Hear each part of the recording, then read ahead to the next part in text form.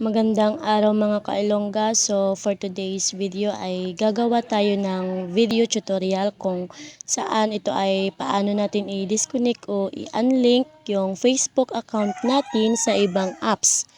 Ito ay para ma-aware tayo kasi nga 'di ba sa panahon ngayon madami ng hacker at hindi natin alam kung paano or kung ano ang pwedeng gawin nila sa Facebook account natin, lalo na't nakakonek ito sa iba't ibang apps. So, ngayon ay simulan na natin. So, unang gagawin natin ay pumunta tayo sa ating mga Facebook app. Ayan, pindutin lang natin yan. Then, punta tayo sa ating profile. Then, hanapin yung settings. Then, scroll down lang natin.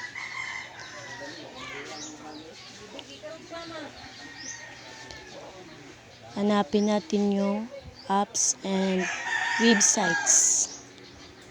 Pindutin natin yan. Ayan guys, nakikita nyo. Ayan yung mga apps na kung saan nakalink yung Facebook account ko dyan. Ayan, may mga Bingo Plus, Coin Master, yung mga Shopee. Ayan.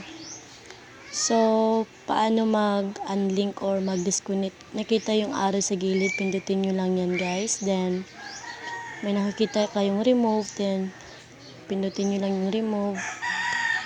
Then, nyo lang mag-loading. So, ayan na, you remove shipping cart from apps and ayun. So, yan lang guys. Sana makatulong and thank you sa panonood.